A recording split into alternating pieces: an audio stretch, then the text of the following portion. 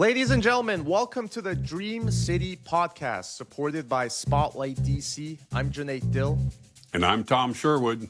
We have a very special show today. Councilmember Brooke Pinto is here. We're talking about her run for Congress, Donald Trump, and the future of DC. But first, let me tell you about our sponsor, Spotlight DC, the Capital City Fund for Investigative Journalism. You can support accountability reporting by donating at spotlightdc.org.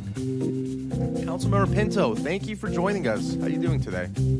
I am doing great. Thank you so much for having me. I'm so happy to be here, and congratulations on this new podcast. It is a huge hit already, which we love to see. I appreciate that. Thank you. Thank you so much. We have a lot to talk to today, but I want to just get started getting to know you a little bit. You are the youngest elected DC council member in history. You became the first woman to represent Ward 2 in 2020. We have a lot of topics to get into, but as always on the Dream City Pod, we want to hear about you personally first. Let's go back to your hometown, which I believe is Greenwich, Connecticut, right? Yes, that's right. What was it like growing up there, and you know, your origin story? Tell me a little bit about that. Sure. So I grew up in Connecticut. I'm the youngest of three children, and we're all about a year apart. So we were all in high school at the same time. We are a very close and big Irish Catholic family with lots of cousins and lots of people around all of the time. Our house growing up was always full of energy and life. We had a lot of musical performances. Some people in my family have very great musical talent. Others, like me, not so much, but we still love to perform nonetheless. And you know, I had an amazing childhood and an amazing family who really instilled in me and my siblings from a very young age the importance of serving our community, the importance of being an active member in our community. I studied hospitality in undergrad. I went to Cornell for my undergrad, and really the hospitality industry is all about service and making sure people have an excellent experience, which I think politics is really a lot about as well. And then I moved to grow up as a child, like, you know, I want to get into service, or were you like Tell us hanging the out in your saltine community? Tell us the saltine crackers story. Tom has some stories. Okay. How do you know about the saltine cracker story? Listen, I'm prepared for this damn podcast. Tom is a reporter's reporter. Let's get into the good stuff. Oh my gosh. Saltines, okay. let's go. I guess there's no turning back now. So I was very entrepreneurial as a child, I would say. Georgetown Day School, Greenwich Day School, or Greenwich Academy, or both, actually. So I went to the Greenwich Country Day School, which is, you know, lower school and elementary school, and then I went to Greenwich Academy for high school. I was in charge of kind of snack time for a lot of our students, and when there would be extra snacks, instead of throwing them out, I would keep them in my locker and then later give them out or sell them to people. And I was supposed to be in chorus one day, and I went to my locker to kind of conduct my side business, and I got caught red-handed. Oh no! And so that was one of my first. That was one of my first detentions. Now you were. I read that you were in your. I know you gave a speech last summer at the graduation. That's where some of this comes from. Right. Last summer, 25. Some of the money you raised, though, you sent to homeless services in New York City. Is that right? That's right. I started a club called Something Positive.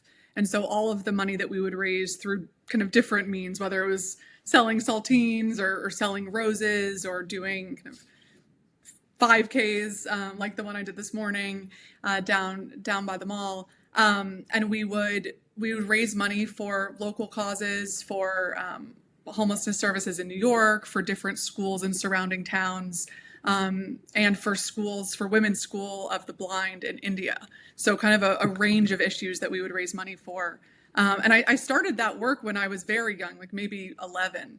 And again, my family was always the one who was really speaking with me and my siblings about the importance of being creative and thoughtful and Okay. showing up for our neighbors. Now, from the same speech, in your kitchen table at home, there's a sign above the door, above the kitchen table, that reads, "Those who don't believe in magic will never find it." And also in this speech, I want to ask you if you believe in magic and what that means. But also I want to ask you about Ikigai, which is I think I'm pronouncing it correctly, the Japanese philosophy of why is life? What is life? And would you please talk, now that you've talked about saltine crackers, talk about the Wow. sign above your kitchen table and talk about your purpose in life, this Japanese slogan. Sure. So yes, my parents have this large sign above our kitchen table that says, "Those who don't believe in magic will never find it." And I have a very small version of it on my desk at the Wilson Building now. And to me, that really indicates that we all have to be a part of what we're experiencing in this life. And if you keep your eyes open and believe in the humanity of those around you and that we're really all in this together, there is so much to be delighted by in life. And so I find that to be inspiring. Ikigai was... Ikigai, thank you for pronouncing it correctly. Yes, is a Japanese concept. I actually wear this ring every day. This was not planned. I happen to be wearing this. Ikigai is a Japanese concept, which is essentially 4 intersecting Venn diagrams, and the center of it signifies your purpose of life. It directly translates to your reason for getting out of bed in the morning. And the 4 Venn diagrams are what you're good at, what you actually have talent in, what you love to do, like what drives you and really gets you going. Third, what you can actually make some money doing, make a living off of. And fourth, what the world needs. And I think about it in the context of in the Constitution that says we all have a right to life, liberty, and the pursuit of happiness, and how really the pursuit of happiness to me is about finding your purpose and helping each other find our own purpose with our own Ikigai. So that's what I spoke about at the speech. Good, thank you. And I'm going to run through this because it's an interesting background. I read a great deal the last couple of days. You did go to Cornell, to the New York. It was the School of Hospitality or something like that. The name has changed now, but you've talked about that.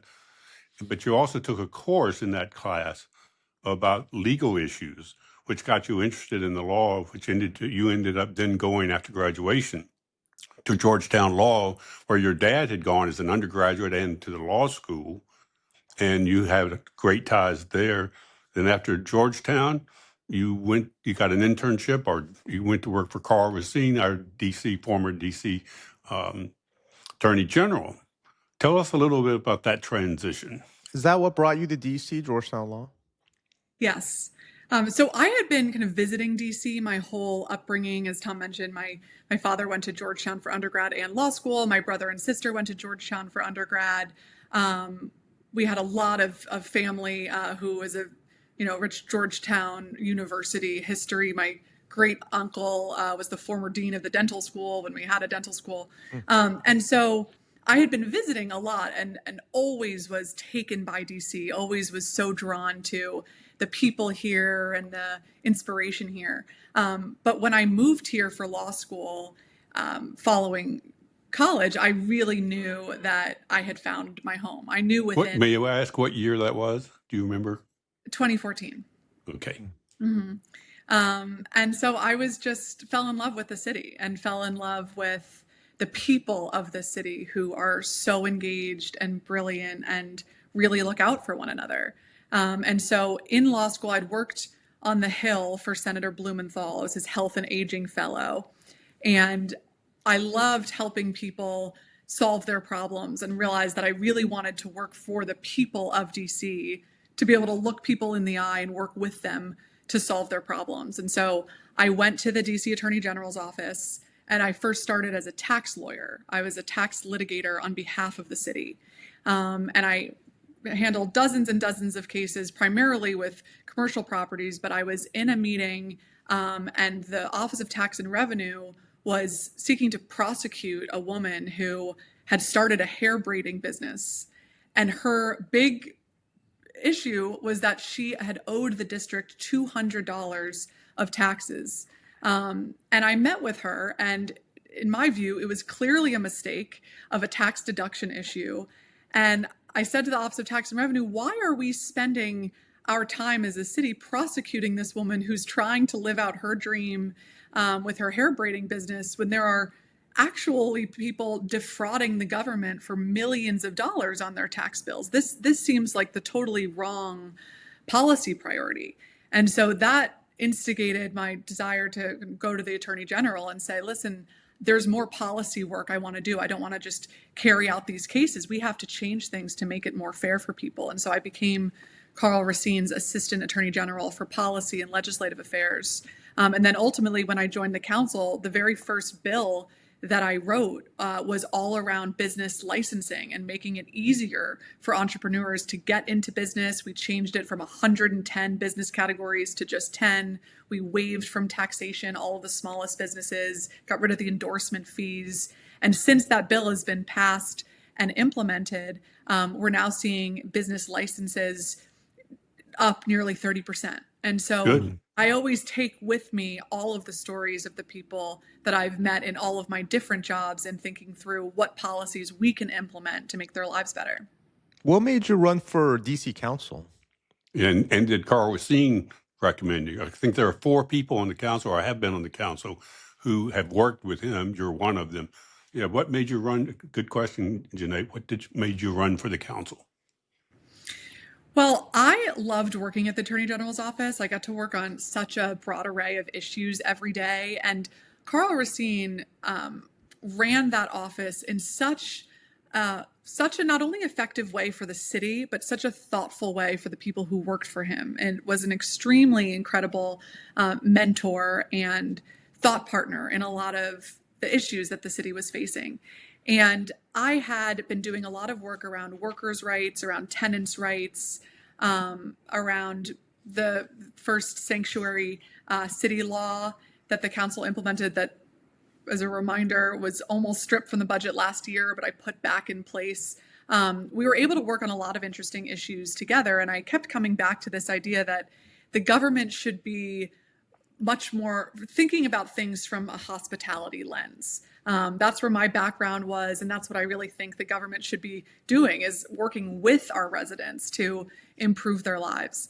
And Well, we had a former council member, as you know, who got into some let me summarize that so you don't have to.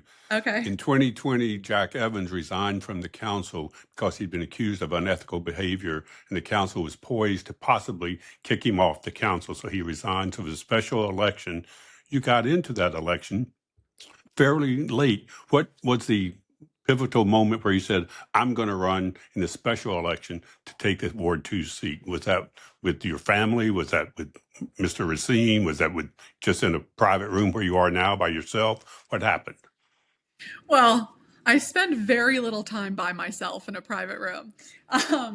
But we were at the end, what I had hoped to be the last Trump presidency, when we were in 2020. And in conversations that I had had with people across the city, I continued to hear from people losing faith in our institutions. And as a lifelong Democrat who believes that policy can really move the needle in a significant way, if we don't have faith in our institutions and the government, we really don't have a functioning city or country. We have to make sure that people believe in the integrity of the government, and to have people who are really here to solve problems, which is what I had done my whole career to date at that time and have continued to work on. And so I was really moved to get involved in the race and be that person who could do that on behalf of Ward 2 and behalf of the city. And so I got in the race in February of 2020, about a week before COVID-19 materialized. And so that entire race was pretty much handled remotely, which afforded me the opportunity to call residents. I called 50,000 residents during that 3-month race, and talked to them about what they wanted to see for the city, what issues that they identified, and what solutions they identified. And that was really and has driven a lot of the way that I've approached it. I know Junaid has more serious questions, but I have, of course, it's thin one. Why pink? Why is your campaign color pink? You wear pink. Your sign behind you right now is pink. There are lots of colors. Why did you pick pink? And then we'll let Junaid ask the serious questions. So in 2020, I was thinking about our branding and figured, almost everybody does red, white, or blue in some way. And I said, pink is a strong color. It is a bold color. And the more people I ran the idea by, the more unanimity there was that this was a terrible idea. Almost every person I asked said, do not do pink. No one will take you seriously, which then made me even more emboldened. So I said, right. What about pink do you think is not serious because it's a feminine color? I'm a woman, I'm serious, and I like pink. And so it kind of took on a life of its own that, first our yard signs were hot pink, and then our website was pink, and now in my wardrobe, like any time an aunt gives me a Christmas gift or I see something pink or people send me things pink, it's kind of expanded through what I wear and what I have and our campaign. And to me, it now really signifies, standing up for what you think, what you believe in, and not letting the reputation that others may have about a certain color or topic influence what you believe is right and what you believe is worth fighting for. Well, maybe that's the entrepreneur in you, pink because power. entrepreneurs constantly hear that that's the wrong idea or you can't do this, and they just do it, I guess. From saltine crackers to campaigns. Only Okay, on this podcast. Only on Dream City. This is a pivotal moment for the city, right? New leadership will be in City Hall. New leadership will be in the delegate seat. You will be, if elected, succeeding Delegate Eleanor Holmes Norton, a powerhouse in DC politics.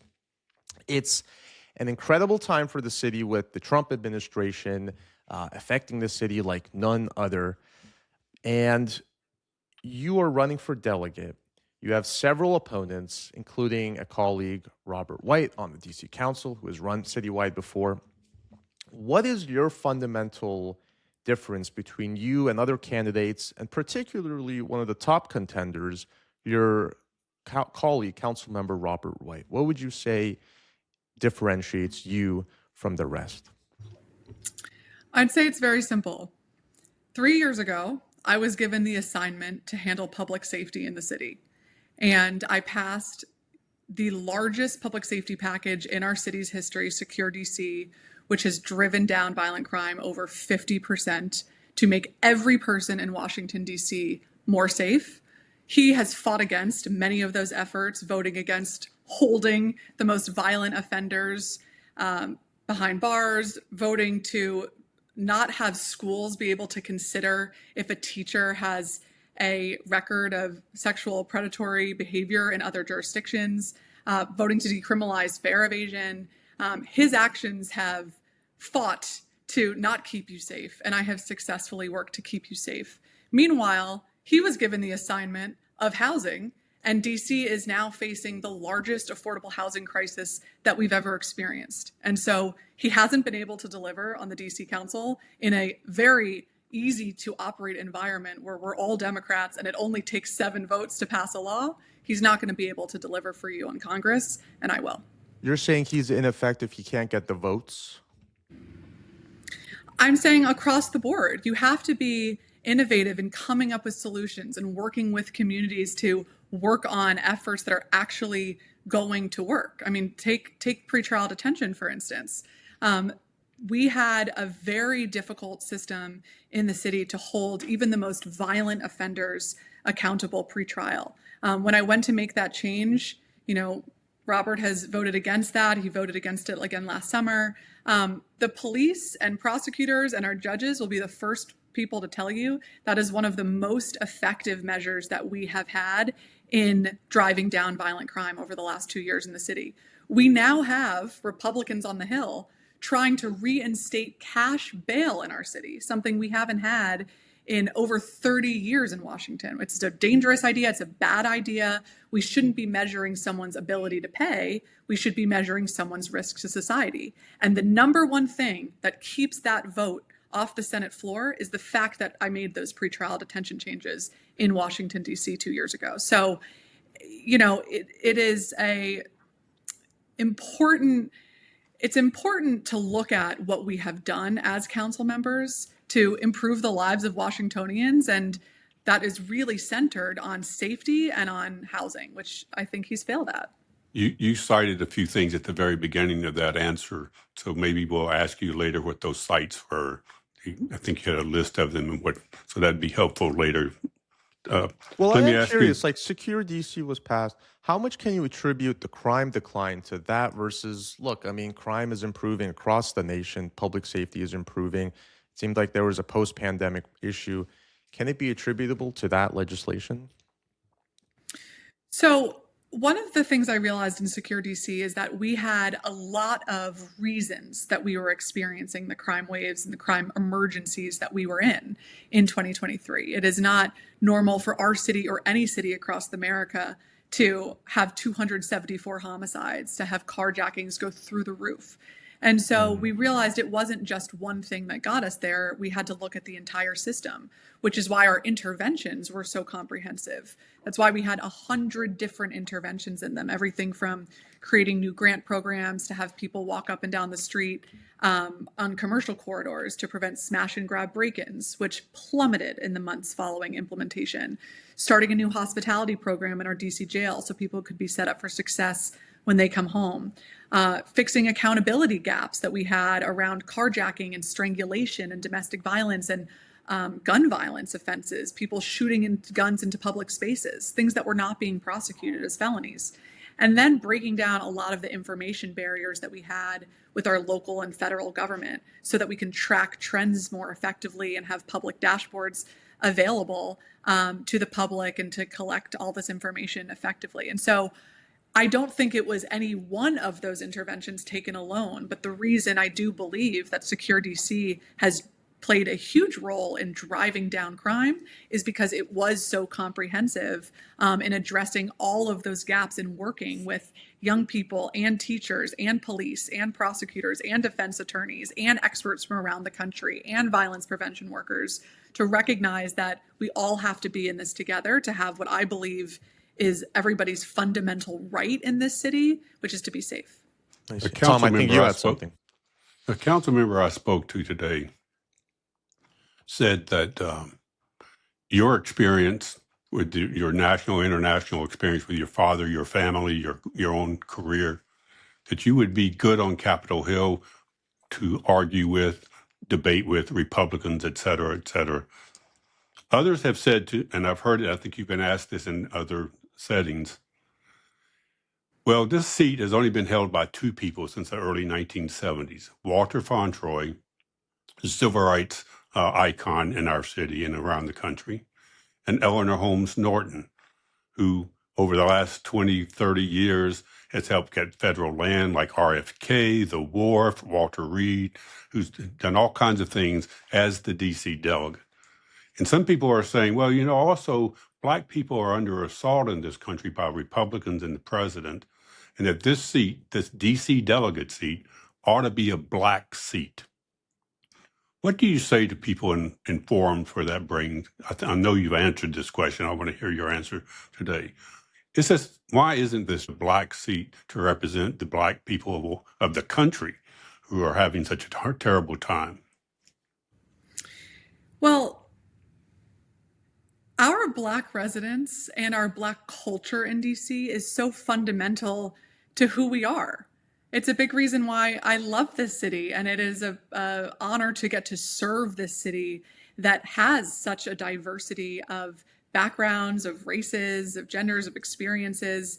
And it's deeply part of not only our history, but of our present and our future. I have always taken that responsibility seriously as a member of the council representing a diverse city. And I will continue to do that as our congressional delegate.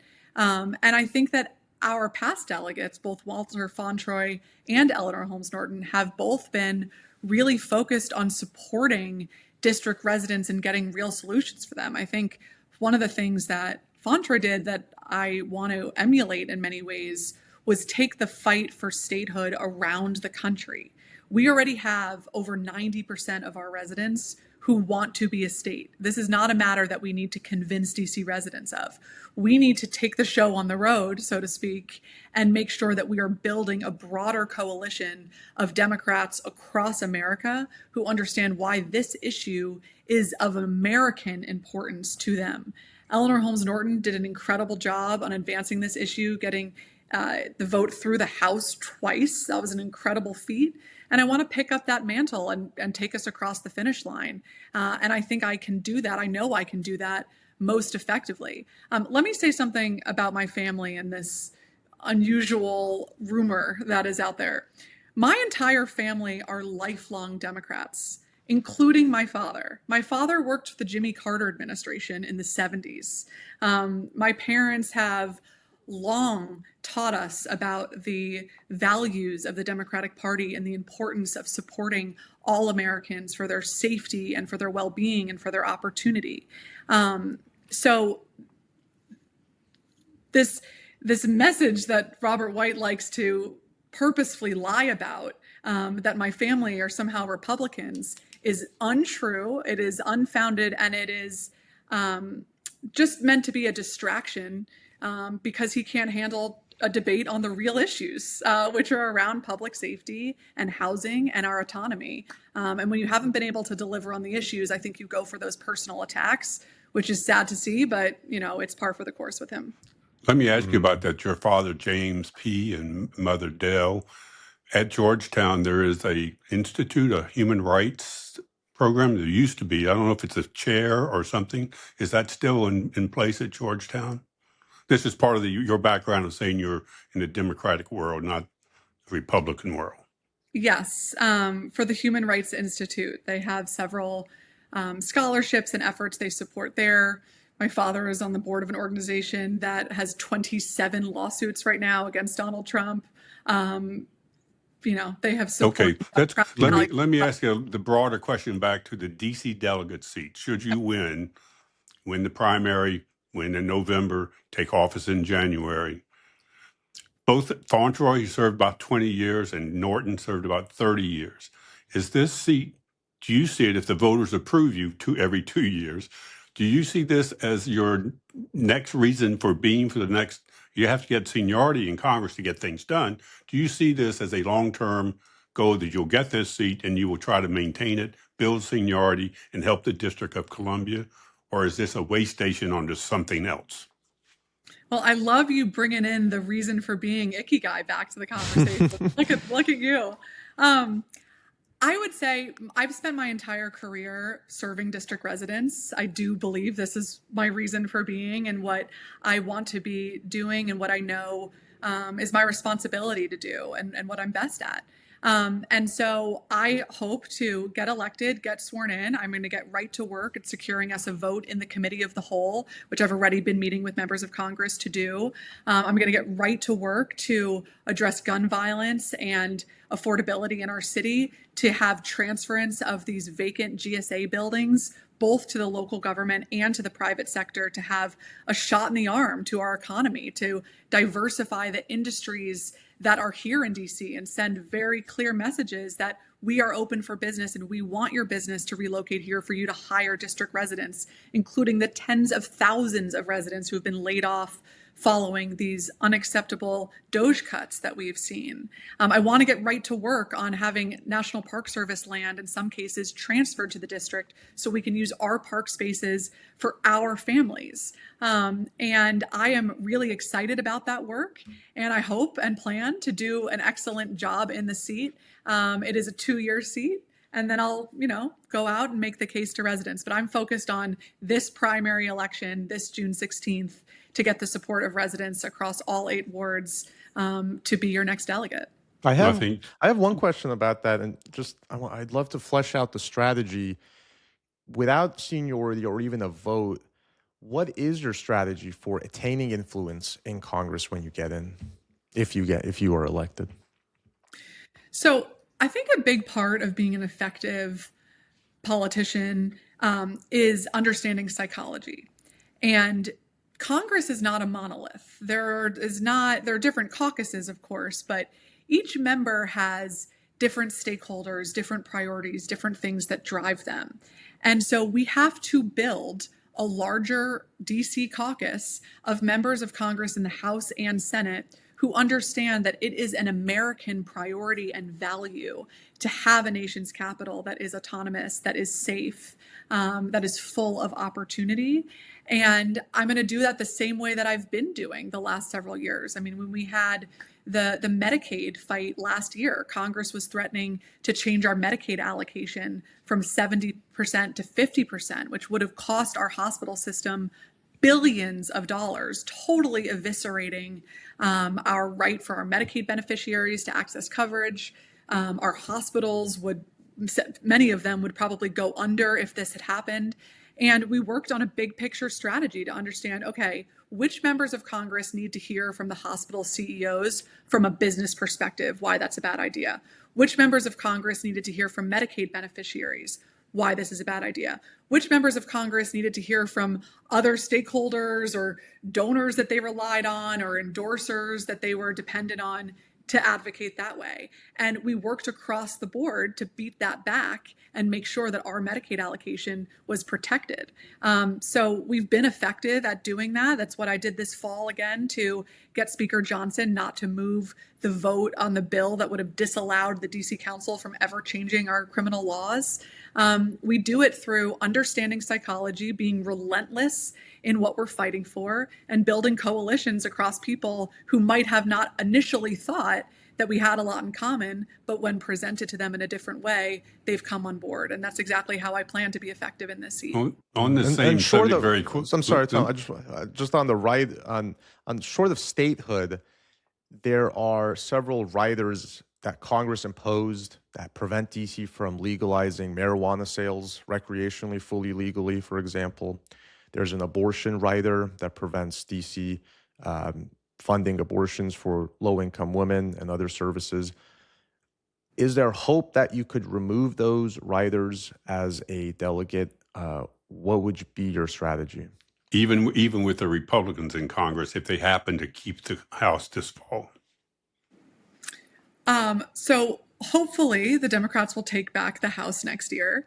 But either way, I will absolutely fight to get those riders off. There are many reasons for it, but part of the challenge that we've seen is a small group of very anti-DC members who will fight tooth and nail to have these riders included, even though the majority of members, it's not their top issue. Like and Republican Andy Harris from Maryland. Like Republican Andy Harris. And we need Congressman Harris to know that we're not going to accept that anymore. We're going to be supporting people who are running against him. We're going to be building up candidates who are pro-DC candidates across this country. This is a national movement to have DC autonomy respected and honored. And we're not going to take it lying down anymore. Speaking of psychology, is your strategy confrontation or negotiation? No. Speaking of psychology, and different people have different remember, she's a hotel graduate. That's the go along, not get in your face. Well, it really does matter. I mean, some people, if you attack them, they will shut down. The guard is up, and you can't, get anything done. Other people, you kind of have to be very direct at. It's something reporters, when they're interviewing President Trump, for example, think about. How do you think about that? So I think about my responsibility to DC residents in terms of getting them solutions to improve their lives, especially around safety and housing and our home rule and autonomy. And so it takes different strategies. There are some things that are simply wrong, like federal agents being in our communities without any oversight or insight into what they're doing, which is why I moved a bill just this week that we voted on to ensure that if our police department is on site when a federal officer uses a serious use of force, that footage will be released to the public. We have to be clear, you didn't say it. We're talking about ICE. Everyone, all the polls show people in this city, 70+%, are horrified by what ICE is doing. That's what you're addressing, ICE. Is Well, that right? it addresses ICE. That's certainly a top concern of mine, of what we've been seeing from ICE agents in our community and around the country. I spoke to a woman several months ago whose husband was taken, and she was still looking for him. You know, it's really sick what this administration is doing when it comes to immigration. And my bill around body-worn camera footage would apply to all federal agents who are here, not just ICE, if they are involved in a serious use of force. So there are times when we have to move policy that's going to protect our residents and that's going to stand up for our district values. But we also have to be innovative in what's going to benefit our city. So I go back to this example of GSA buildings. You know, I hate to see several of our major departments leaving the city, like the Department of Agriculture, for instance. I think that is really bad for our economy. We are the nation's capital. We are home to these agencies. There's a reason for that collaboration, not just among the executive branch, but in our entire federal system. I think that's a real travesty for our city. And it is happening. So I'm not going to get up on the Hill until January, but the work doesn't wait to start then. I'm already thinking now about how we can use these vacant spaces for more productive uses, to have more family destinations. One of the things I hear from DC families all the time is not having enough locations to go with their children. You know, we just had the administration announce this weekend the FBI taking over the building where the Children's Museum is, one of our incredible assets as a city. And so we really have to work hard now to be proactive. And some of that is working with folks in the federal government, working with folks in the private sector to think big about those uses. I would love to connect the neighborhoods from downtown all the way to the wharf, which is probably going to take a master plan to make sure we're not working in piecemeal for one building at a time. And so there are absolutely avenues where I am open-minded and eager to work with whoever wants to be a partner with us Well, to improve. let me very quickly. This is about the Congress and the President Trump. The delegate could help move things along by maybe getting in the Senate, even though you're not in the Senate, getting our judges approved faster, and maybe getting support for our police department, the funding of the police department. We're short 800 officers on what some people say should be our number. Can the delegate have that kind of role to get Congress to do things for the district as opposed against the district? Big time. And I think about this in terms of defense and offense. Like, both roles are extremely important. To have me play defense on these bills that, you know, get rid of our Judicial Nomination Commission or have Trump appoint our local attorney general, these very dangerous ideas that have no place in the district, and be more offensive in thinking about what could benefit the district. So let me tell you a brief story.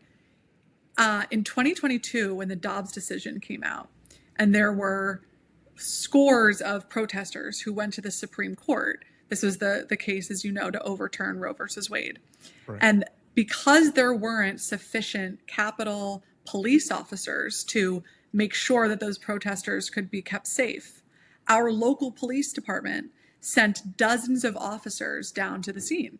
That night, there were 4 neighborhood shootings in DC that we think were retaliatory in nature.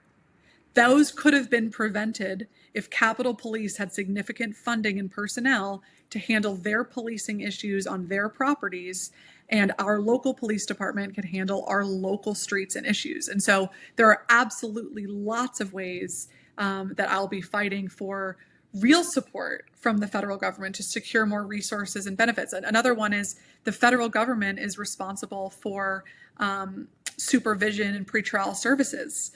We found that almost all of their ankle monitors were running out of battery. That's just such low-hanging fruit in terms of fixes that the federal government needs to take seriously, not seeking to federalize our police department or taking over our community. Interesting. Before we move ahead, one more big sort of Congress question. Who is the first member of Congress you would call from the Democrats, and who is the first member of Congress from across the aisle, a Republican, you would call if you were elected? Great question. Um, on the Democratic side, Jamie Raskin, who's been an Mm. incredible partner to the district and is brilliant in thinking through how we can secure additional rights for district residents. I'd say he is one of our staunchest district supporters in the House, and making sure that very first week, and I would start this, of course, before actually getting sworn in, but to ensure that our DC delegation of those in the region was ready to meet and to hear from us and make sure that we're all on the same team. On the Republican side, certainly James Comer, who is the chair of DC's oversight committee, which has oversight of DC, and make sure that they know we are ready to represent the district and also ready to work together on what should be some shared goals around true safety and opportunity for all of our residents. Yeah, Mr. Comer's a very powerful member. He's kind of had good relations with the mayor. Have you met him before? Yeah, but also he'll be, if the Democrats win in the fall, he won't be the chairman anymore. But yes, right now, once you get the primary, if you win the primary, you're likely to be so you can start meeting with these people right away. Have you met Comer? Yes, I meet regularly with lots of members on the Hill, on the House and Senate side, Democrats and Republicans.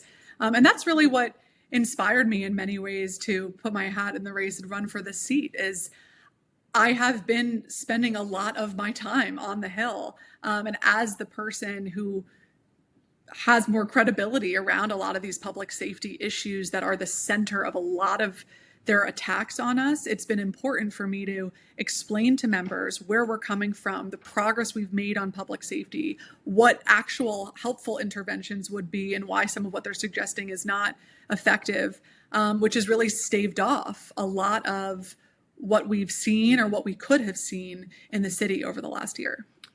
Well, before we move on, Spotlight DC funds high-impact accountability journalism you can support by donating at spotlightdc.org. Tom, I think you want to talk about campaign finance. Yes. You have 30 seconds. We got to get to Trump, and we got to wrap up with future of DC. And the next campaign report's due in a short time. You're probably going to report over $1 million in campaign. Can you give us some sense of that? And yes, some sense of that. Sure. Yes, we have raised over $1 million on this campaign. As you know, this is not a public financing eligible race. And so this is the good old fashioned way in raising from one district resident at a time. We have support from all 8 wards across the city, both more money raised than all the other candidates combined, but also more individual donors than all the other candidates. And so I think that is really one marker that tells us the enthusiasm and momentum that we have for this race. And district residents are ready for a win. You know, are majority district are your donations a majority district residents? Yes. Or businesses, whatever. Yeah. We're not allowed to accept any donations from businesses. They're all from individual residents. Okay, 30 seconds are up. Let's talk about Trump diplomacy. If he called you tomorrow or you called him, it's kind of busy news with geopolitics these days, but he does pick up the phone. What would you say to him? Stop the war in Iran? No, go ahead. I'm sorry. Well, a lot of people might say that, yeah. I would say to him, what are you trying to accomplish for DC before America's 250th? And what you have done on immigration in our city has made your point, has torn communities apart, and it is time to stop it. You have made your point when it comes to immigration, and now let's turn to how we can ensure that the district can be safe and full of opportunity heading into this summer for America's 250th. And what are you trying to accomplish? What about the Kennedy Center? His putting his name on the Kennedy Center is an international story because subscriptions and attendance at the Kennedy Center have collapsed. It's just a travesty what we've seen with the Kennedy Center. And these are the things, going back to what I was talking about with my initial impetus of running, institutions aren't rebuilt overnight. The faith one has in our government and our ability to make positive change doesn't just build overnight, and it's going to take decades for us as a city to recover. The Kennedy Center has been an iconic location and such an incredible place for our artists and our residents, and as a tourist destination. And it's just heartbreaking, really, to see what he is doing with the Kennedy Center and the impacts that it's also going to have on our entire artist community and our entire economy. That is wrong, and I would tell him that as well. Is there a DC law you think or worry that Republicans might try and overturn next?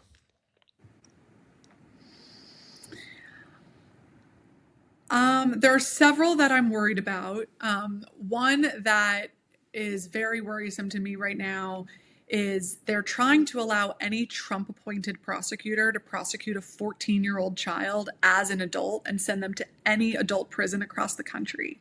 And we know that when it comes to our young people, we have to be really focused on rehabilitative efforts, even while they're in custody. And we can do that when they're here at home, and here in our Department of Youth Rehabilitative Services, not sent around the country. I'm really worried about the bill they're considering that would get rid of our local attorney general's office and allow Donald Trump to appoint our attorney general. I would say to Republicans across the country, you are supposed to be the party for states' rights. This totally runs in the face of any sort of federalist system, and is not a good idea and would lead to unsafe outcomes for district residents, and as the nation's capital is a bad structural idea. And so those are some of the bills that I'm fighting against right now. Let me look towards the future again with a political question. If you don't win in the primary, you'll still be a member of the council from Ward 2, and you'll be up for re-election in 28. If you don't win the delegate race, will you stay on the council and run for re-election in 28, or is it too far ahead to say?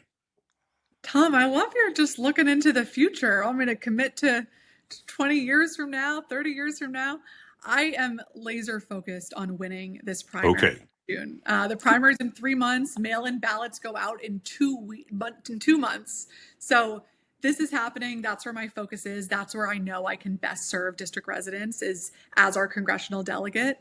And I think we're going to win. I'm feeling really great about where we are with the polls. Robert White and I are neck and neck, and it's really going to take our base across the district to really stand up and say, you know what, we're ready to win. We're ready. I've seen some of your polls. I've seen some of your polling, and you've done at least one significant long poll because people have sent it to me. Great. And I think what Tom was maybe hinting at, there was a lot of gossip that you might run for mayor too this year. I was told the mayor herself said run for mayor. You want to comment on that? You know, as I said, a pause is an answer. I have spent my whole career serving district residents, and I think that people came to me with that idea because they've seen the results that I've been able to work together with our community, with my colleagues, to deliver. And that's why I know that I will be the most effective congressional delegate in this seat, because I can deliver big and complicated things on behalf of our city, for safety, for housing, and Robert White can't. And so that's what I'm focused on. And it's been a privilege and honor serving on the council, but I'm ready to be in Congress in this moment to make sure that we have some real wins for our city, which we deserve and which residents are calling for in all 8 wards. Let's run down some quick future of DC questions to wrap us up. Thanks for staying on long, by the way. A lot of people were like, you guys interrupted Janice Lewis George too much. We know it's a constrained time slot, but it's a conversation, not a speech. Yeah. We're trying our best. All right. So you mentioned the federal government is selling off land. The GSA recently told Congress it wants to expedite offloading federal buildings in Southwest, like the Agriculture Department, federal buildings around LaFont Plaza. How can the district have a say-so about what happens there with the way things are moving? Well, we don't wait. We lean in as a partner in that work. As I said, it's not our preference, and we think it is a bad idea to sell off, to not have these departments here. but those decisions have already been made. And so now we need to make sure that we are fully leaned in. I've already been having meetings with folks in all sectors and with the federal government, GSA, or local government, and thinking about a master development plan for the entire neighborhood so we don't do things in such piecemeal fashion. If things are done piecemeal, we might see a hotel here or a restaurant here or luxury housing here. We really need to be conscientious about building an entirely new neighborhood that could have tens of thousands of residents live in it, that has grocery stores, that has retail, that has opportunities for families to play and to visit, and to really make the offshoot of the mall an entirely new experience. And that local expertise is vitally important because we have a sense of where we need more affordable housing, where we need to make sure we have more senior housing, which local regulations should be knocked down. So I'll give you two examples of, and I have bills right now that do this on the council as part of my Prosper DC package. This may sound a little niche, but I think it's interesting. We have a rule in DC where you can't build new housing and get these conversion abatements if you're building bedrooms without a window. Now, I used to live in an apartment in a bedroom without a window, just to overshare a little bit. If somebody wants to perhaps pay a little less and live in an apartment with a bedroom without a window, why should the government be telling you that's not an option? We have regulations that disallow certain co-living spaces in areas of the city. Why should the government be saying you can't live in an environment that might be almost like a dorm where we have co-living spaces where maybe 2 or 3 units would share a bathroom, to drive down costs of rent and to add more flexibility in the marketplace? And the local government is the most effective partner in that work because we have the insight to say, here's where the regulations are stopping people, and where we need to be much more innovative and aggressive about building more supply of housing. We have an affordable housing crisis in this city and across America, and we're not going to solve it without knocking down a lot of regulations and building much more supply of housing. Let me ask a very quick question about that very subject. That's the Height Act, which there's a restriction on any high-rise building in the city. Is it possible to change, to modify the Height Act? Some people want to keep it forever. Some want to get rid of it. Can we have a hybrid where nowhere near the tourist area downtown can you build higher, but maybe out New York Avenue or Friendship Heights or Walter Reed area, allow larger buildings that allow for the housing you're talking about? Would you be in favor of modifying the height restriction? So, like most of the best policies that are effective and actually sustainable, it usually does require a hybrid approach. And exactly as you laid out, Tom, I completely agree. The Height Act has to be adjusted in certain areas of the city. We have to be able to build higher in certain places. And around downtown and the mall, we need to recognize that we are the nation's capital. We're not New York City. People want to be able to have the sight line to the monument and the White House. And we can do both of those things at the same time, recognizing that in certain places, we've got to raise the height of their buildings and build more units. Just don't make us Rosslyn. Well, would you support limitless, or would you be like, well, it still has to be under 25 stories or 30 stories in Friendship Heights or New York Avenue or something like that? Have you thought that granularly about it? Yeah, I do not support limitless. I think most of the best policies are thoughtful and thinking through kind of the impacts and what we can do. But we have to build more housing, and building higher in certain places has to be an important part of that strategy. And certainly we can't do it in a limitless way, where we have sky high rises across the city. I don't think that's what a lot of district residents want to see. And we also have to be mindful of our historic neighborhoods, and be considerate of the nature of each neighborhood. And that's what any good policy really does. Speaking of, I just had the thought, development and things that Congress can affect. There's a federal law that basically prevents gambling in the form of slot machines or casinos in DC. I believe it's the Johnson Act, Would you be in favor of amending such a law that might open the door for a casino at, who knows, RFK Stadium or somewhere else? The mayor has talked about blackjack games and other things being Blackjack and allowed. poker. Yeah. Blackjack, poker, and sports betting is virtually a casino. Yeah. I think there is room for movement. I hear from residents all the time about how they engage in sports betting and want to engage in other games, especially around sports. I will say our rollout was abysmal for sports betting in the district. It was an embarrassment, and we have to do things well in order to expand them. And so I would like us to do sports betting better here now and then think about expanding it. We can't You would just open the door for casinos in DC?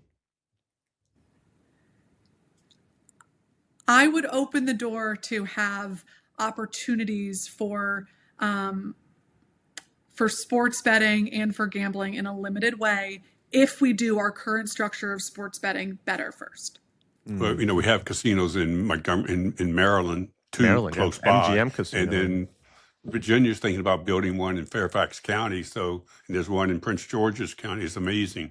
So, Yeah, and I'm we've not going to always bet. I'm not going to bet on Congress allowing us to have a casino in DC. There you go. But it is important, I will say, to always consider where we sit in the region.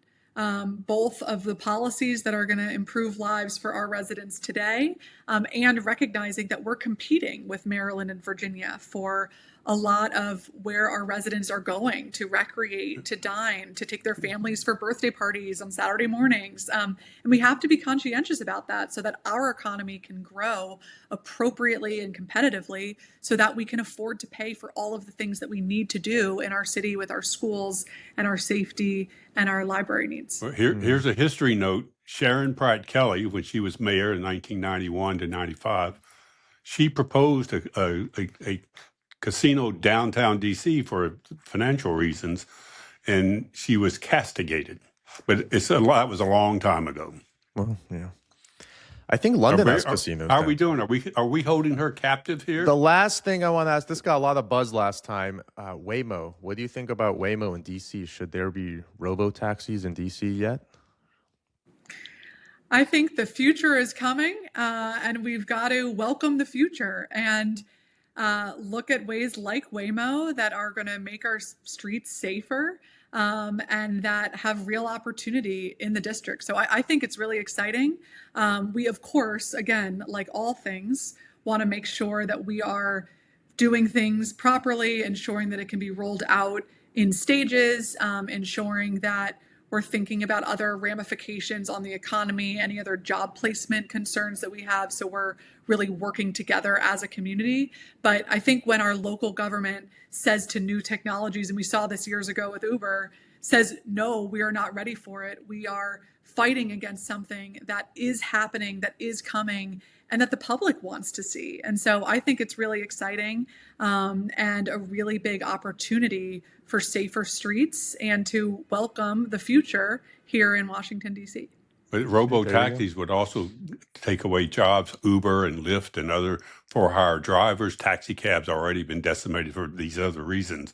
But that would affect many people who are Uber drivers part-time or Lyft drivers part-time or do it full-time. So robotic taxis would kill those jobs. Well, and I think about what happened years ago when Uber was trying to come to DC, is there was a very real legitimate concern about what it would do to the taxi cab industry. And we have seen there have been very serious impacts on that industry. I know talked to a lot of taxi cab drivers who have now become Uber drivers and transitioned. And we need to continue to work with that workforce, and think about other opportunities, other stage-in approaches, and other industries that may be of interest to them, because there are very real ramifications to this. But I do think Uber is a good example that we couldn't stop, or we could, but it wouldn't make sense to stop Uber from happening when the technology exists that can make our streets safer and can lead to better outcomes for consumers. I can hear the music playing in Janae's head that we have to wrap this up. But I Councilmember, do want, thank you so much. Yeah. before you give I want to say one quick thing. If you win, you'll probably get an office in the Longworth building. And as you probably know, that is the oldest and that is the worst office building on Capitol Hill. Are you prepared to have a little tiny office on Capitol Hill? Well, I don't do this work to serve the people of the District of Columbia for a fancy office. And so, yes, I am prepared to sit wherever I can sit on the Capitol and do the people's work every single day. I'm excited for that. I'm eager to do it, eager to continue doing it. And I hope that voters will be with me on June 16th in this primary. But like bedrooms, there are no windows. Right, regardless of if there's a window or not. Councilmember, thank you so much for joining. One more note from our sponsor. Dream City Podcast is supported by Spotlight DC, the Capital City Fund for Investigative Journalism. They raise funds and award grants for award-winning, impactful accountability journalism. Go to spotlightdc.org to donate and view their grant-funded projects. Thank you for staying the hour, Brooke Pinto. We really appreciate Goodness, it. thank you, yes. My pleasure. Happy Saturday. We're heading to Noma next to finish our signature collection. So And have some saltine crackers while you're there. good DC idea. is Dream City. Have a good week, everyone. Bye.